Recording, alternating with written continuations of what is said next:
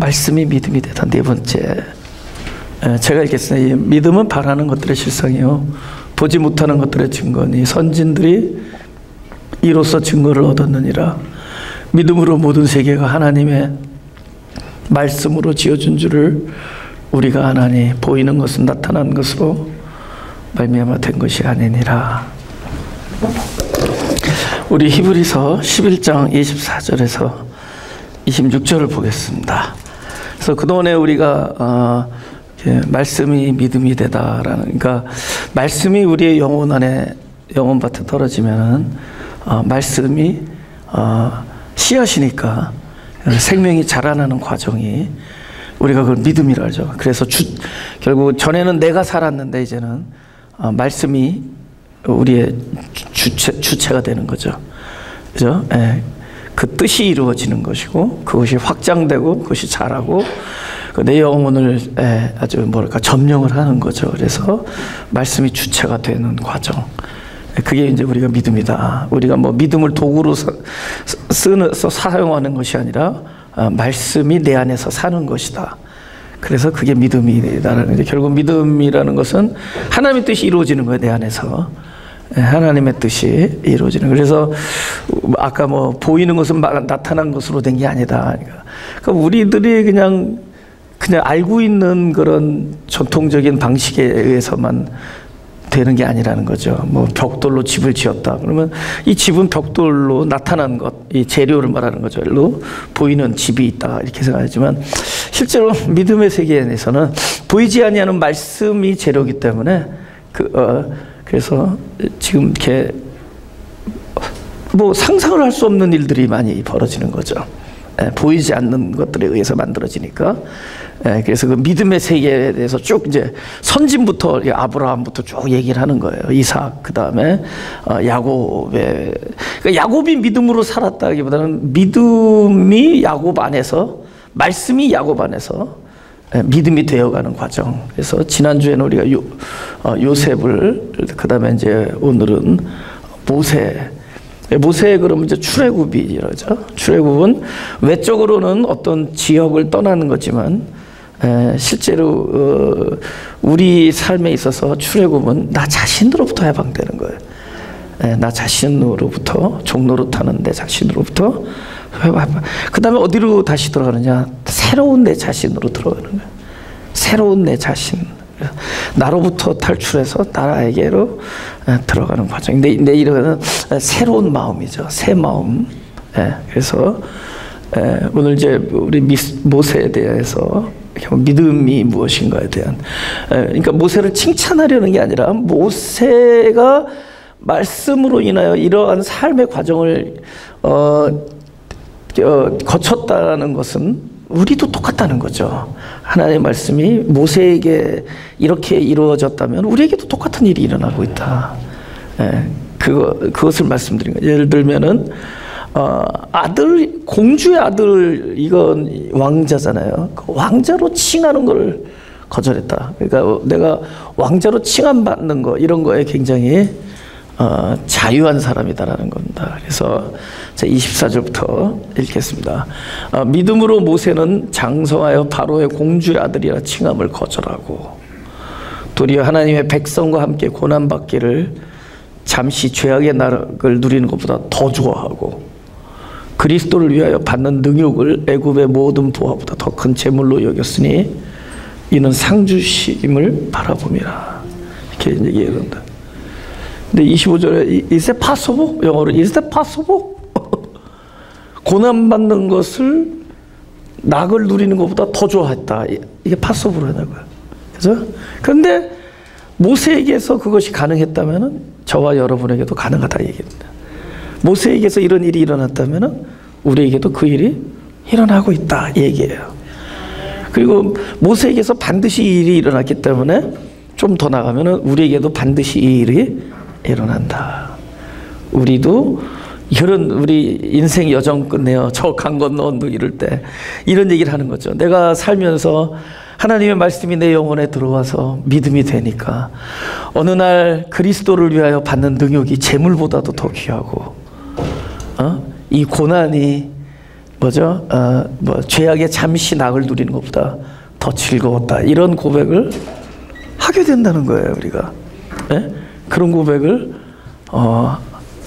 한다는 거죠. 그러니까 모세에게 일어난 일을 그 사람 참 신앙이 특별하구나. 나도 저렇게 살아야지. 이렇게 가면 안 되는 거예요. 약속이거든요. 모세에게 그 일이 일어났어요. 그러면 우리도 그 일이 반드시 일어난다. 그 얘기를 거의 임파서블하게 느껴지는, 거의 불가능하게 느껴지는 일, 하나님의 백성과 함께 고난받기를 잠시 죄악의 낙을 누리는 것보다 더 좋아하는 일이 우리에게도 현재 진행되고 있다라는 것을 이제 함께 나누려고 합니다. 일단은 우리 안에 말씀이 들어오면은 우리의 그 가짜 정체성, 그러니까 false identity죠. 나의 가짜 정체성에서 이렇게 벗어나게 됩니다. 그 가짜 정체성이라는 건 뭐냐면 내가 이렇게 여김을 받기를 원하는 거예요. 내가 사람들에게 이런 소리를 듣기를 원하는 겁니다. 사람들이 나를 이렇게 칭하기를 원하고 사람들이 나를 이렇게 생각해 주기를 원하는 거예요. 그런 것이 우리를 붙들고 있는 이 정체성 놀이입니다. 내가 이렇게 인정받고 이렇게 보여지기를 원한다. 우리 많은 괴로움이 그런 거잖아요. 나는 이렇게 보여주기를 원했는데 다른 사람은 나를 그렇게 평가 안 한다. 이거 괴롭잖아요. 근데 사실 이 괴로움을 주는 그 철저한 대상은 상대방 타인이 아니라 자신이라는 거죠. 자기가 가짜 정체성에 놀아나고 있기 때문에 자기가 자기 욕심이 이렇게 여김을 받기를 원하기 때문에 그것에 그 데미지가 있으니까 이렇게 괴로운 거예요. 결국 그 괴로움도 자기 자신으로부터 비롯되는 것이다. 그러니까 제가 교회 처음에 시작했을 때 굉장히 좋은 교회라는 소리를 듣기를 원해요. 좋은 교회, 마가교회는 좋은 교회. 그 다음에 아주 훌륭한 목회자, 뭐 좀 더 나가면 위대한 목회자, 이런 걸 great 영어로 하죠. 아주 좋은 good pastor, 네, great pastor, 이런 것을 듣기를 원했습니다. 그러니까 그런 거죠. 내가 가짜 false identity를 추구한 거죠. 근데 그것에 이렇게 스크래치가 나면은 막 괴로운 거예요. 누군가가 이렇게 그렇게 여기지 않는다든가, 그렇게 말을 하지 않는다든가, 반대로 얘기한다 그러면 막 마음이 괴로운 거예요. 근데 이 괴로움은 어디서 나느냐? 내가 잘못된 그 정체성을 설정해놨기 때문에요. 나의 정체성은 뭐냐? 하나님께서 나를 보내실 때 뜻한 게 정체성이에요. 하나님이 나를 어떻게 부르시고 하나님이 어떻게 나의 인생에 이런 뜻을 가지고 있느냐, 이게 정체성이지, 내가 만들어 놓은 거 이건 전부 나의 욕심의 표상입니다. 내가 딱 그렇게 그려놓고 가는 거예요. 근데 이제 하나님께서는 하나님의 백성들에게 말씀이 들어가면서 어떤 일들을 경험하게 되는데, 그건 이제 일종의 데미지를 내는 겁니다. 내가 소중하게 여기는 나의 이미지에 데미지를 내는 거예요. 이렇게 스크래치를 내는 거예요. 막 어떨 땐 막 밤새 잠을 못 이루죠. 왜 사람들은 왜 저 사람이 나를 저렇게 오해하고, 저 사람이 나에 대해서 이렇게 얘기하고, 저 사람은 나한테 대해서 이렇게 생각하고, 뭐 이런 게 나를 괴롭게 하지만 이 데미지가 자꾸만 한두 번도 아니고 여러 번 생기면서 이렇게 초월하게 돼, 자연스럽게. 여러분 자동차도 몇 번 이렇게 아래 위 쿵쿵 받으면 나중에는 그죠? 그렇게 신기 처음에 그냥 사가지고 누가 살짝 열었는데 막그 1mm만 기스가 가도 끌탕하잖아요. 그건 너무 깨끗해서 그래요. 근데 한 몇 번 쿵쿵 박으면은 그냥 우리가 저절로 이렇게 관대한 사람이 되죠. It's okay. 무슨 얘기인지 알아? 그러니까 이게 데미지를 주는 거예요. 스크래치를 내는 겁니다. 근데 그러니까 우리가 받는 상처라는 것이 나쁜 것만은 아니에요. 때로는 우리를 자기 본연의 자리에 놓게 만들어요. 내가 누구냐를 정직하게 대면할 수 있게 만들어요. 내가 누구냐? 내가 그렇게 뭐 좋은 패스터, 뭐 좋은 교회, 그냥 다 우리는 다 부족한 사람들이 모여서 함께 예배를 드릴 수 있는 것도 감사하고, 그죠? 또 부족한 사람이 하나님의 이 말씀을 대언할 수 있는 것도 굉장히 감사한 것이고, 이러면서 자기 자신을 그냥 정직하게 대면하게 되는 거죠. 때로는 이런 하나님께서 하시는 일이 그렇다는 거예요. 말씀이 들어오면은 모든 사람에게 환영받는 사람만의 자리에 있는 게 아니더라는 거예요. 말씀이 들어오면서 때로는 우리를 원위치를 가게 만들어요. 네가 지금 너무 그 이미지 속에 살고 있구나. 사람들에게 어떻게 보이느냐가 중요해. 그러니까는 알게 모르게 모세에게도 그런 일이 일어났던 일어났다는 거죠. 점점 일어나게 되는 거죠. 그러면서 우리에게도 그런 일이 지금도 일어나고 있다. 그 다음에 이제 더 긍정적인, 적극적인 방향에서 하나님께서 사역하시는 거는 그 이름의 뜻대로 삶을 경험하게 만들어요. 이름에, 이거 모세라는 이름이 뭐였느냐? 출애굽기 2장 5절 6절입니다. 모세 배경은 알잖아요. 그 히브리 백성들이 지금 노역, 그러니까 노예처럼 살고 있는데 그들의 인구가 막 불어나는 거예요. 근데 사내 애들이 막 건강하고, 그러니까 왕이 겁을 먹은 나머지 사내 아이는 전부 물에 그저 하수구에 던져버려 죽이라는 거예요. 딸은 살려두고. 얼마나 잔인한 명령입니까? 근데 이 모세를 낳은 그 부모가 석 달 동안 숨기고 살았어요. 너무 커니까 어떻게 할 수가 없어서 이번에는 물에 버리지 못하고 상자에다가 애를 눕혀서 물 위에 뜨게 합니다. 물로 겨울. 근데 그 하수구를 계속 따라가요. 그 누나가, 아기의 누나가. 근데 보니까는 바로의 공주가, 그 애굽의 공주가 그것을 짚는 걸 보고 집에 돌아가죠. 그리고 나서 유모를 찾는 때 엄마를 데려가요. 친엄마가 결국은 젖을 먹이게 돼요. 참 아주 드라마 같은. 그래서 그 내용입니다. 바로의 딸이 목욕하러 하수로 내려오고 시녀들은 하수가에 거닐 때 그가 갈 때 사이에 상자를 보고 시녀를 보내어 가져다가 열고 그 아이를 보니 아기가 우는지라. 아이가 그가 불쌍히 여겨 가로되 이는 히브리 사람의 아이로다 하고 10절에 그 아이가 자라매 바로의 딸에게로 데려가니 그의 아들이 되니라. 그죠? 그러니까 일종의 그 수양 아들이 되는 거죠. 왕자의 위치. 그가 그 이름을 모세라 하여, 다 같이 시작. 가로되이는 내가 그를 물에서 건져냈다. 여러분, 엄마가 이름을 지어준 것 같지만 하나님께서 허락하신 거죠. 그럼 하나님이 그 이름을 줬을 때는 어떤 거겠어요? 모세야 하면서 너는 물에서 건져내. 그때 물은 뭐야? 사망이잖아요. 그때 물은 어린 남자아이들, 동갑내기들 다 물에 빠져 죽어야 되는 물이었습니다. 그 사망의 무덤에서 건져낸 거예요. 그죠? 그가 물을 생각한 거죠. 전부 죽음이거든요. 그러나 죽음에 직면했지만 살았다는 거예요. 이게 모세의 정체성입니다. 네. 그러면 모세는 앞으로 삶 속에서 뭘 경험할까요? 죽음을 직면하죠. 많은 경우에 죽음을 경험해요. 그러나 죽음 앞에서 살아나곤 한다. 바로가 죽이려고 그랬고, 홍해가 나를 집어삼키려고 그랬고, 백성들이 돌을 던지려고 그랬고, 그런 계속 죽음의 상황에 이렇게 직면하게 되지만 그때마다 이름처럼 어떻게 해요? 죽음에서 건져냈습니다. 하나님이 함께 하셨으니까. 그것이 모세의 참된 true identity. 그 우리의 true identity가 그러라는 거죠. 우리가 아무리 어려운 상황이 있어도 야곱에게 그 이름을 줬다면은, 또 모세에게 그 이름을 줬다면 그 이름은 우리에게 주신 이름이죠. 내가 어디로 가든지 함께하리라. 네가 지금은 패배하는 것 같지만 하나님과 겨루어 이겼다. 전부 그 하나님께서 진정한 우리의 아이덴티티를 그 사람을 통해서 심어준 겁니다. 네가 죽음을 경험하지만 항상 그때마다 구원을 경험한다. 그러니까 우리가 모세 경험을 하는 거예요. 예. 다 죽었다고 생각했는데 그때마다 하나님이 건져내고는, 다 죽는 줄 알았는데 그때마다 앞에 홍해가 놓였는데 그것이 갈라지는 역사도 경험해야 되고, 완전 그렇게 자라나가는 겁니다. 예. 하나님께서 우리를, 요셉도 마찬가지죠. 요셉은 실제로는 그 요셉에게 꿈을 줬을 때는 진짜 11볕단이 절을 하고 해와 달과 별이 절을 했지만 정작 이 요셉의 삶 속에서 요셉은 남을 섬기는 자가 돼야 돼. 종이 되었었고, 그럼 그 삶을 뭐냐? 그 사람의 이름을 확립시키는 거예요. 어떤 이름이죠? 진짜 섬김의 본질을 깨닫게 되고, 그 섬김의 대상에는 늘 자기 자신이 아니라 그리스도가 중심에 있다는 걸 배우게 만들죠. 그래서 그 삶을 통해서 그리스도와 연합된 자기가 결국 가운데 있었던 거예요. 자기 자신이 아니었죠. 그리스도와 연합된 자기 자신. 그것을 보게 된 겁니다. 그러면서 이제 25절에 보면은 이렇게 얘기합니다.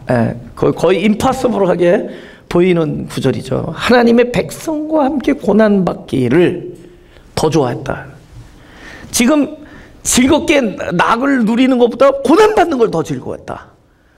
고난받는 걸 즐거워했다. 성경에는 계속 나와요, 사실은. 환난을 더 즐거워해요.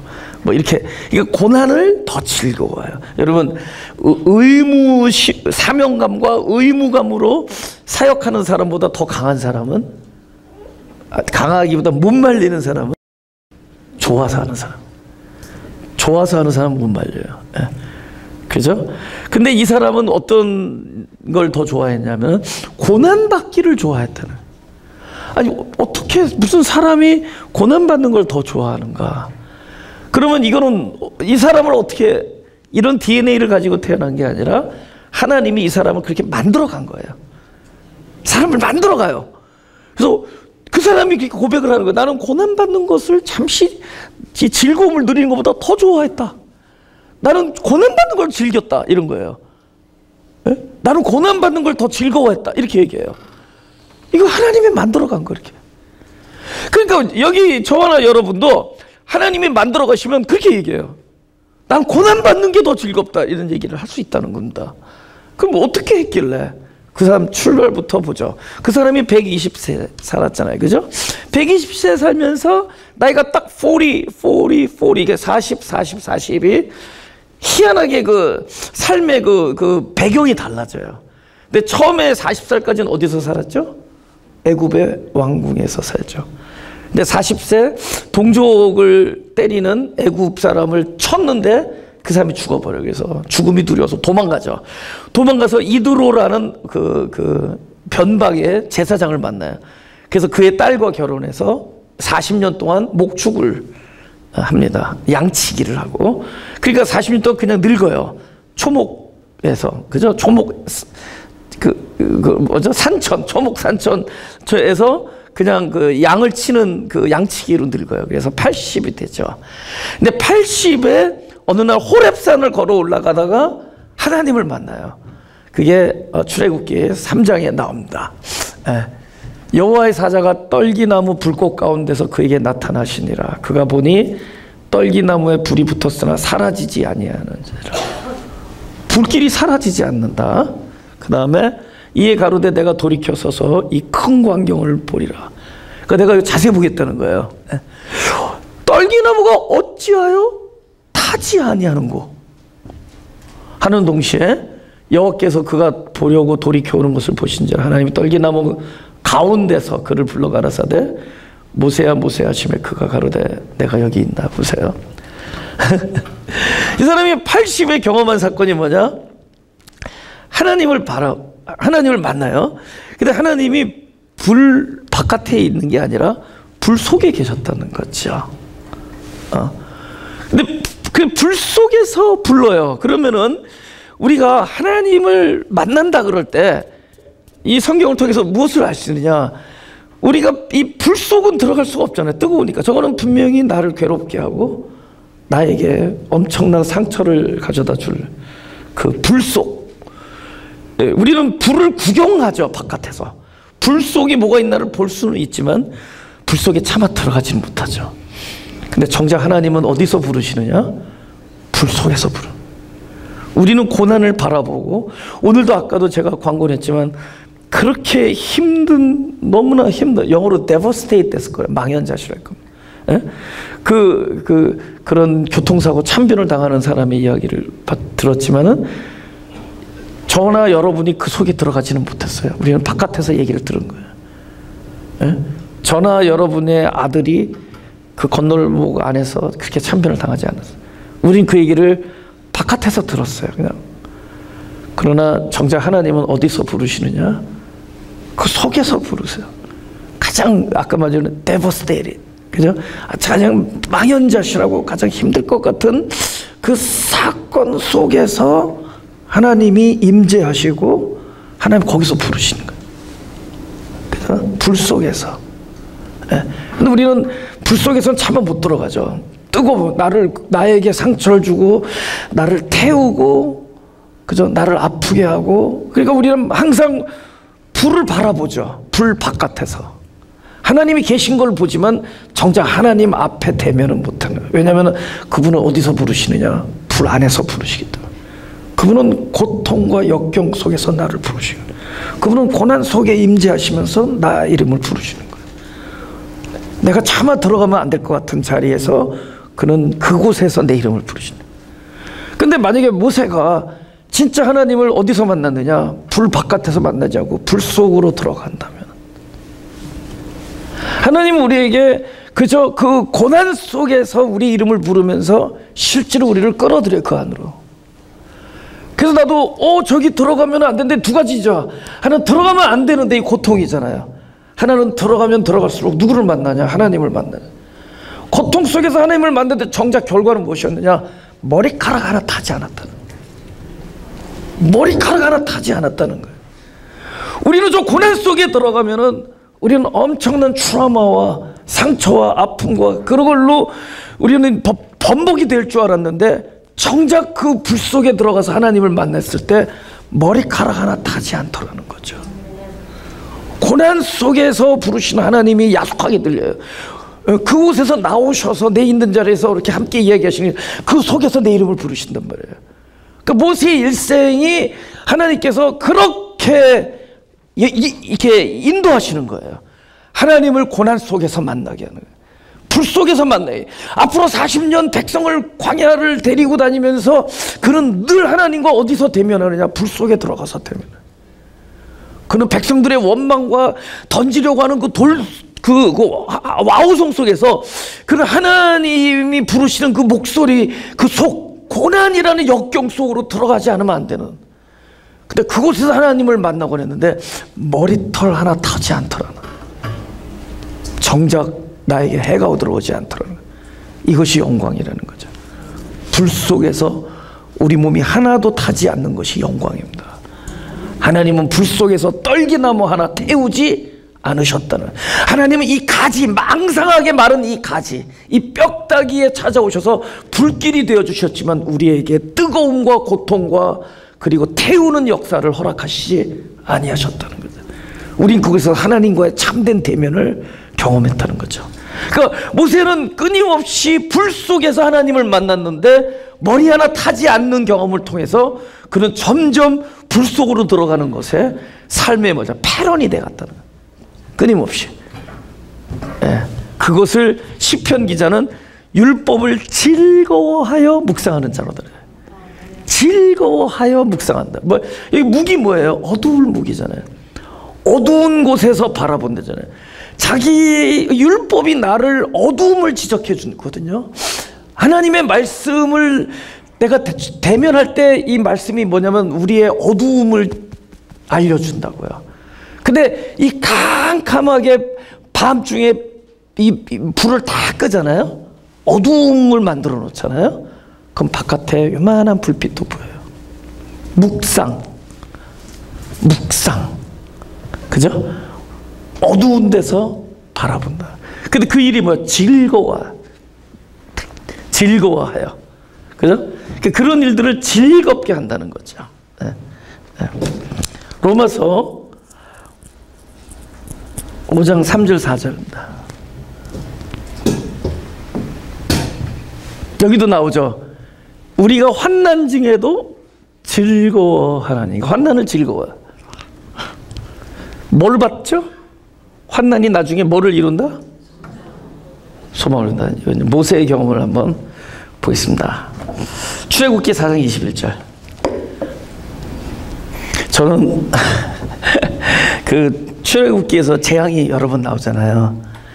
근데 그 재앙을 막 주는데 막 개구리가 뛰쳐나오고 메뚜기가 나오고 물이 막 핏물로 바뀌고 막 그럴 때 항상 바로가 되게 고집이 세다는 거 느낄 수 있잖아요.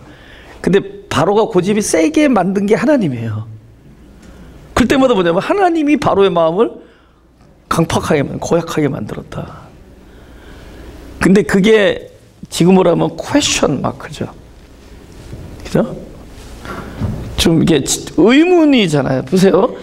야, 너 저 사람한테 가서 백성들을 풀어주라고 그래. 그리고 내가 너한테 준 이적을 한번 행해봐. 그러면 내가 이 친구 너 백성 풀어주게 할게. 이게 정상적인 대화지. 오케이, 지금 대화를 그대로 해볼게요.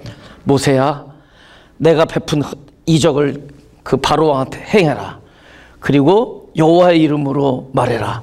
우리 백성을 풀어주라. 그러면 내가 그 백성을 풀어주게 하리라. 이렇게 얘기해야 되는데 어떻게 해요? 백성 풀어주라. 그러면 내가 여호와 그 바로의 마음을 고약하게 만들어서 네 말 되게 안 듣게 해줄 거다. 아, 지금 그런 거 아니에요? 에? 보내면서 백성을 풀어주라 그러고, 그러면 있잖아, 내가 그럴 때마다 그 바로의 마음을 아주 고약하게 만들어서 네 말 안 듣게 해줄게. 가려는 거야, 가지 말라는 거야. 아니, 가려는 거야, 가지 말라는 거냐고요. 에? 그러면서 보내요. 근데 그 말을 듣고 모세는 계속 가서 바로 여호와의 이름으로 명하노니 내 백성을 내놔라. 그리고 나는 안다, 네가 안 내놓을 줄을. 아니, 하나님께서 봐요.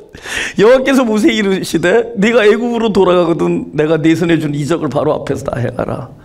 그러나 내가 그의 마음을 강팍해 한즉 그가 백성을 놓지 아니하리니. 우리 또 있죠. 9장하고 10장. 9장 12절에도 그러나 여호와께서 바로의 마음을 강팍해 하셨으므로 그들을 듣지 아니하였으니 여호와께서 모세에게 말씀하심과 같더라. 또 10장 20절에 그러나 여호와께서 바로의 마음을 강팍해 하셨으므로 이스라엘 자손을 보내지 아니하더라. 계속 하나님께서 이게 놀라운 구절입니다. 하나님 왜 그러셨을까? 이거 분명히 쉽게 말하면 바둑을 둬도 이게 고수가 있잖아요. 예? 이게 분명히 하나님의 수야, 이거는. 그죠? 이 사람의 수는 안 그렇죠. 사람은 네가 가. 그럼 내가 그 바로를 쫄게 해서 너 백성들을 풀어주게 해줄게. 이렇게 할 거야. 그죠? 근데 그렇게 하잖아. 더 마음을 강팍하게 만들겠다. 그러면은 내가 어떤 사명을 가지고 바로 앞에 섰는데 바로가 이렇게 나오면은 우리는 기쁠까요? 절망할까요?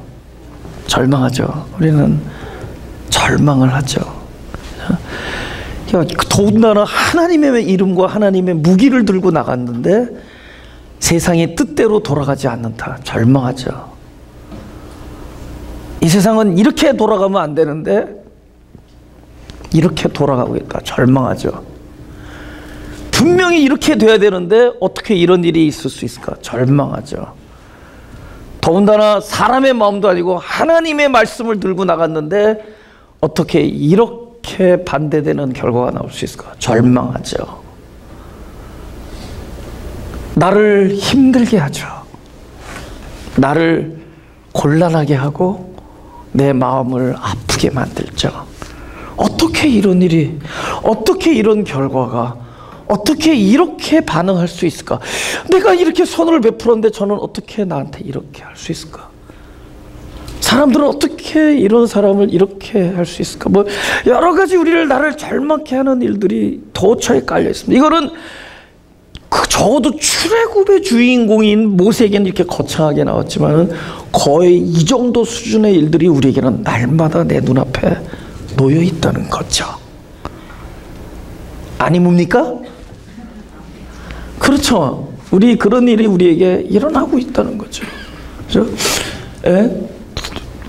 돼야 되는데 이렇게 되면 안 되는데 이 일이 벌어지고 있어요. 이렇게 되면 안 되는데 이 일이 벌어지고 있단 말이죠. 예? 적어도 하나님의 이름을 가지고 나갔으면 바로가 그 앞에서 말을 들어야 되기를 우리는 생각하죠. 당연히 그래야 된다고 기대하죠. 적어도 이렇게 무서운 이적을 행했으면 그가 백성을 내놓아야 된다고 생각하죠. 우리는 내가 하나님의 이름을 들고 이렇게 봉사와 헌신했다면 결과가 이러면 안 되는 걸 알죠. 우리는 우리 자녀가 이렇게 될 줄은 몰랐죠. 우리는 우리 집에 이러한 재난이 일어날 줄 몰랐죠. 근데 결과가 왜 이렇게 되냐는 것 앞에 우리는 막연자실하죠. 우리는 절망하죠. 근데 그럴 때마다 하나님은 그 일을 내가 그렇게 했다라고 하나님은 고백합니다. 성경에 쓰인 곳마다 네가 너를 절망케 하는 이 엄청난 것 뒤에는 하나님이 계셨다라고 얘기해요. 뭐를 얘기하는 거죠? 하나님이 허락하셨다라는 거예요. 하나님이 허락하셨다면은 지금은 절망일지라도 결국에는 합력하여 선을 이룬다는 것도 우리는 알죠. 하나님이 허락하셨다면 우리는 이 두 가지를 배워야 돼요. 이 일은 하나님이 허락하셨다. 하나님이 허락했다라는 것을 이 창세기 기자는 쓴 거예요. 하나님이 그렇게 하셨다는 거예요. 바로가 그렇게 했다는 게 아니에요. 그 백성들이 그렇게 했다는 것도 아니고, 우리를 괴롭히는 그 사건이 나를 그렇게 한 것도 아니고, 나를 괴롭히는 그 사람이 그렇게 한 것도 아니고, 이 모든 것 뒤에는 하나님의 허락하심이 있었다. 우린 그거를 이 구절을 통해서도 배우지만은 그 사람 이 경험 통해서도 배우는 거예요.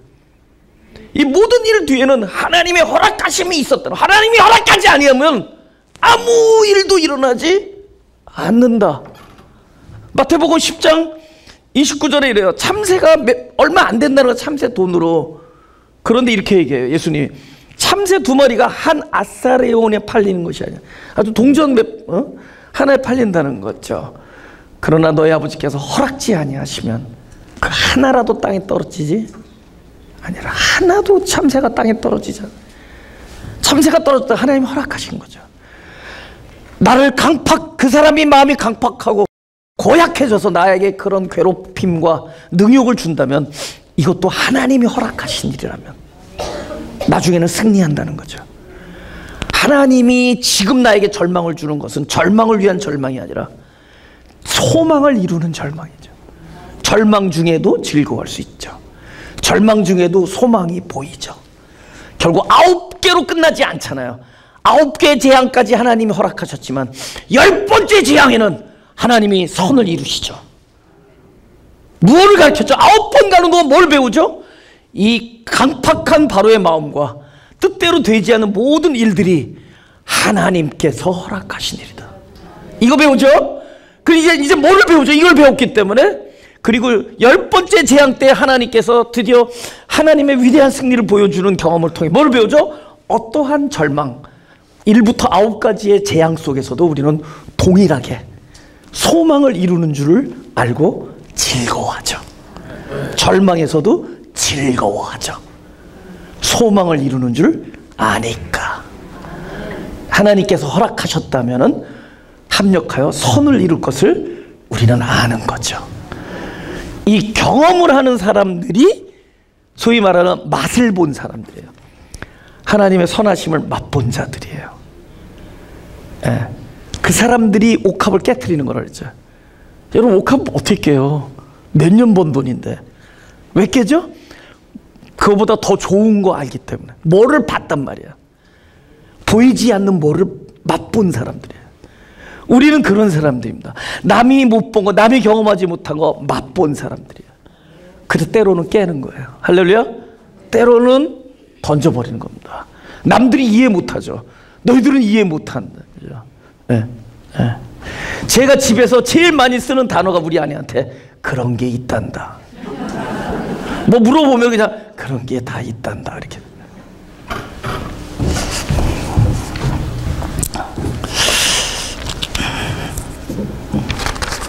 (26절을) 보죠. 좀 어려워지는 구절인데요. 다 같이 시작. 그리스도를 위하여 받는 능욕을 애굽의 모든 보화보다 더 큰 재물로 여겼으니 이는 상 주심을 바라보라. 예. 이거를 점점 어려워진다라는 거죠. 점점 지금 그죠? 점점 어려워진다. 이거 사자성어로 뭐죠?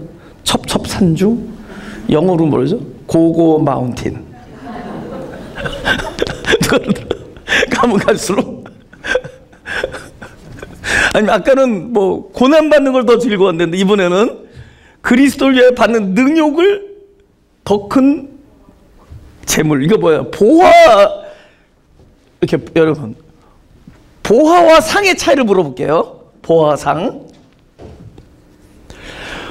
보화는 내가 최고라고 생각하는 게 보화예요. 나에게 보물이니까. 상은 뭐죠?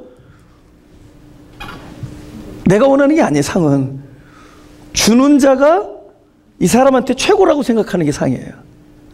그러니까 상에는 주는 자의 의도가 있고 보물은 나의 의도가 있죠. 그래서 나는 이걸 원하는데 상이 다른 게 들어왔어요. 그러면 상을 주는 사람이 내가 생각한 보화보다 더 이것이 좋다고 생각하기 때문에 상을 주는 거죠. 그러면 하나님과 나 입장에서 나는 이거를 보화로 생각하는데 하나님은 다른 걸 주셔요. 항상 보화와 상이 일치하지가 않아. 근데 어느 날 계속 우리 인생의 여정 속에서 하나님이 우리를 교정해 간다 그러죠. 하나님이 우리를 경험케 하고 말씀이 내 안에서 믿음이 되고 그러면서 막 자라면서 어떤 과정이냐, 어느덧 내가 보화라고 여기는 것과 하나님이 나에게 상이라고 말씀하시는 것과 일치가 되는 과정을 겪어요. 보화와 상이 일치가 된다. 같아져요. 그럴 때 이런 고백을 할 수가 있는 거예요. 이 사람에게 있어서 하나님이 주시는 상과 이 사람이 재물로 여기는 보화로 여기는 것과 일치될 때 능욕을 보화로 여기게 된다. 이런 얘기를 하는 겁니다. 이제 이거 우리가 요한복음 4장 10절을 보겠습니다. 이거 굉장히 뭐랍니까? 여기에 약간 논란이 있을 수 있는 요 부분이에요. 왜냐면은 영어에 이렇게 3형식, 4형식이 있듯이 이렇게 목적이 두 개가 들어있는 거예요. 그러니까 뭐 예를 들어서 내가 아내에게 용돈을 구했다. 이거 목적이 두 개죠. 하나는 아내라는 목적이 있고 둘째 용돈이라는 또 다른 목적이 있죠. 그래서 우리가 직접 목적, 간접 목적 이걸 4형식이라고 옛날에 얘기해요. 한국에서 우리 배웠잖아요. 근데 나는 그런 거 상관없어요. 그냥 우리 아내만을 원했다. 이거는 3형식이에요. 이거는. 이게 최고죠. 왜냐면 아내 안에 돈이 같이 있으니까. 그러니까 아내를 원하면 돼. 또 보세요.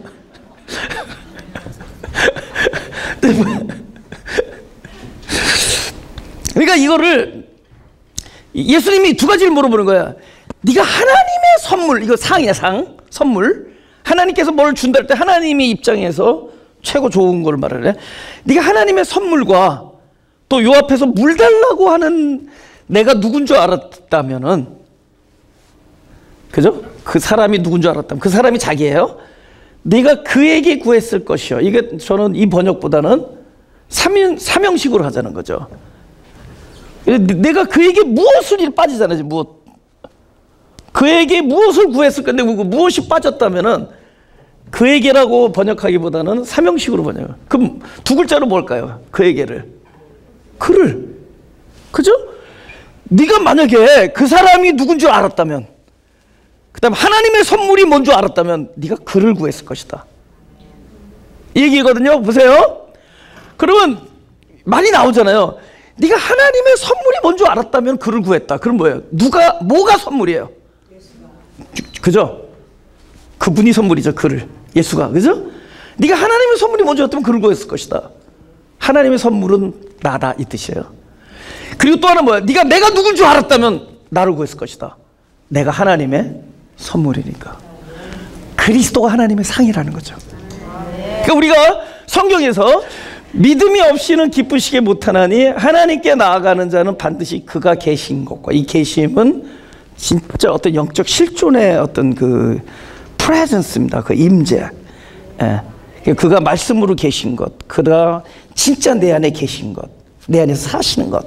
이건 굉장한 어떤 믿음의 경지인데, 그러면서 자기를 찾는 자들에게 상 주시는 이 힘을, 그때 이 상이 뭐냐라는 거죠. 당신 자신을 내어주는 겁니다. 그래서 성경에서 끊임없이 상 얘기 나올 때 아브라함한테 와가지고 내가 지극히 높은 방패요 너의 상급이다 이렇게 얘기해요. 그래서 그는 항상 상을 얘기할 때는 하나님 자신을 얘기합니다. 때로는 독생자 그리스도를 얘기하는 거예요. 그죠? 그래서 그 외의 것을 상으로 여겼던 사람이, 외의 것을 보화로 여겼던 사람이 나중에 하나님이 주시고자 한 당신 자신을, 그 상을 자기의 보화와 일치시켜 나가면서 끊임없이 뭐예요? 상이 보화가 되고 보화가 상이 돼요. 하나님 주시고자 하는 것과 내가 최고라고 여기는 것이 일치인데 어디서 만나느냐? 그리스도에서 만나요. 그러면 그리스도의 전 생애와 그의 인격이 나의 최고의 보화가 된다.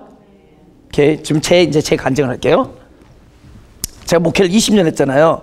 그런데 저도 옛날에 이제 신학교 다닐 때 우리 아내하고 이제 그때 막 그래서 교회 개척하기 전에 야, 뭐 이렇게 극성스럽게 믿냐? 무슨 꼭 하이틀러를 해야 되냐? 얘기했다고 내가. 우리 아내한테 이러면서 이거 예수님을 믿어야 되냐고. 좀 이렇게 손도 내리고도 얼마든지 주님을 사랑할 수 있는데 어느 날 나도 이렇게 손이 올라가. 그 다음엔 왼손도 같이 올라가. 어느 날은 두 발까지 올라가겠더만.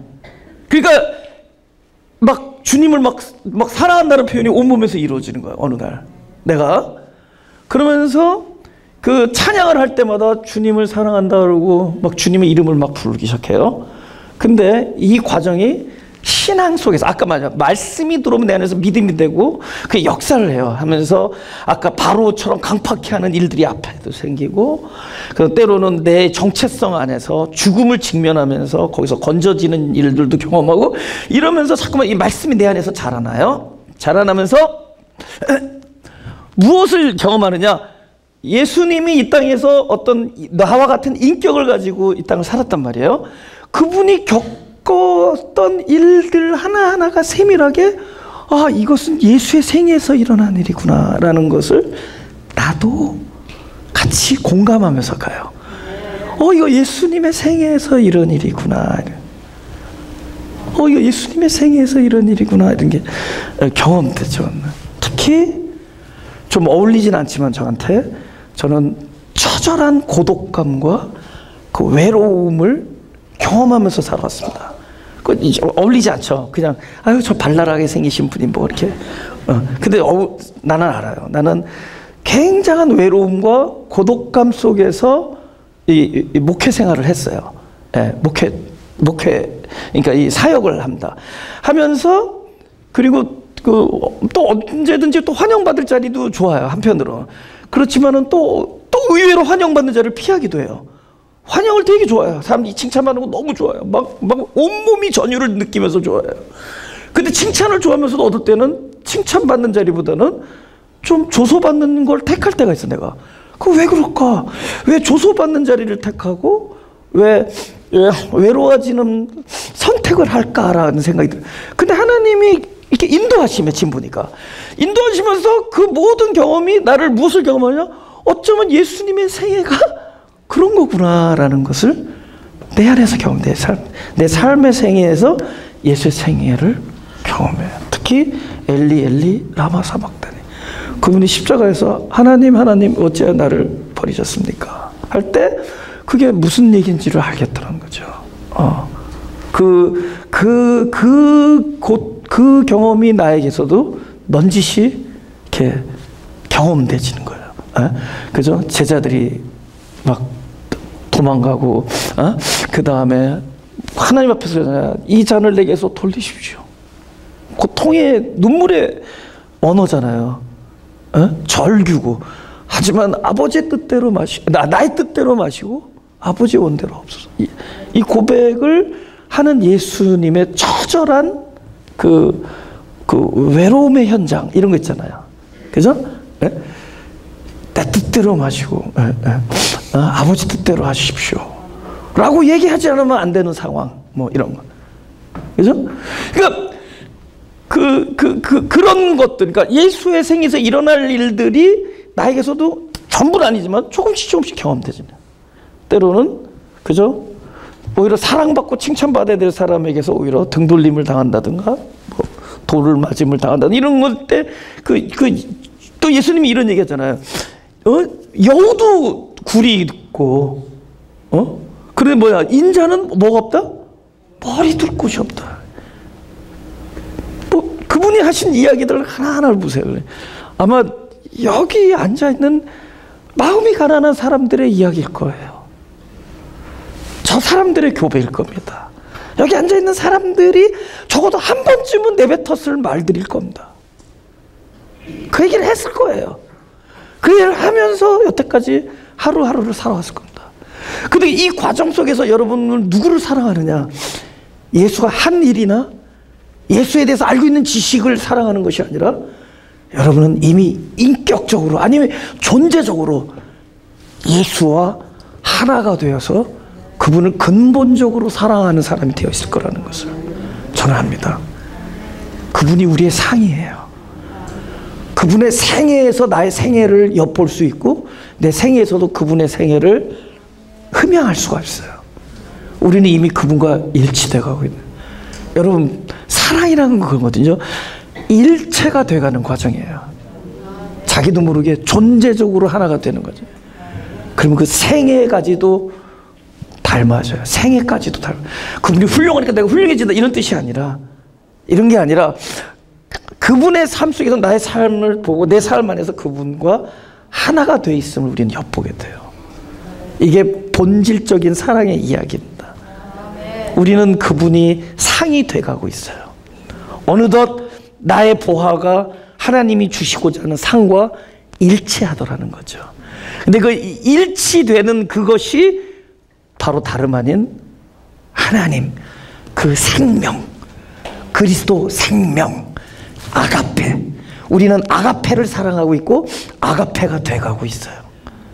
우리는 그랬기 때문에 그가 겪었던 모든 일이 나의 것이 돼요. 그래서 우리는 전에 말로만 입술로만 말했던 고난과 역경과 능욕이 어느덧 내 생애의 한 자락에서 경험되어지고 그것이 나의 부분이라는 것을 고백합니다. 어느 날 그분과 사랑하며 그분과 나와 본질적인 사랑의 차원에 들어가면서 이젠 그분의 겪었던 그 발자취가 나에게서도 이제 느껴지는 거예요. 어느 날 그리스도였기 때문에 받았던 그 능욕이 내가 하나님께 말씀을 받았기 때문에 경험되어지는 것과 동일할 때 우리는 이것을 보화처럼 여기게, 이것이 보화구나, 이것이 상이구나, 이것이 하나님의 선물이구나. 그럼 우리가 어떻게 되죠? 내 이 선물을 알고 우리는 끊임없이 그리스도 안에서 고난과 역경과 불 속의 뜨거움을 경험하면서도 우리는 그 속에 들어가기를 즐겨하고 고난받기를 더 즐겨하고 그 능욕을 우리는 보화로 여기면서 살게 된다는 거죠. 이거는 한두 사람의 경험이 아니라 말씀을 하나님께서 믿음이 우리 안에서 주체가 되게 하는 우리 모든 사람에게서 지금 일어나고 있는 ING입니다. 출애굽은 어떤 백성이 어떤 땅을 떠나는 게 아니래요. 출애굽은 옛날에 나의 자아로부터, 나 자신으로부터 움켜쥐고 가짜 정체성을 추구하며 사람들에게 이렇게 인정받기를 원하며 이것을 갖기를 즐거워, 이것 소유하고 저거 소유하기를, 또 이것을 확보하기를 우리가 원하는 그런 옛사람으로부터 나와서 이제는 그리스도를 사랑하는 존재 속으로 들어가는 과정이 모세에게 있었다면 그것은 오늘 이 자리에 앉아있는 저와 여러분에게도 그 출애굽은 지금도 진행 중이다. 나로부터 나와서 새로운 나에게로 들어가는, 새로운 내가 그리스도 안에서 하나를 이루어간다. 가슴에 손을 대시고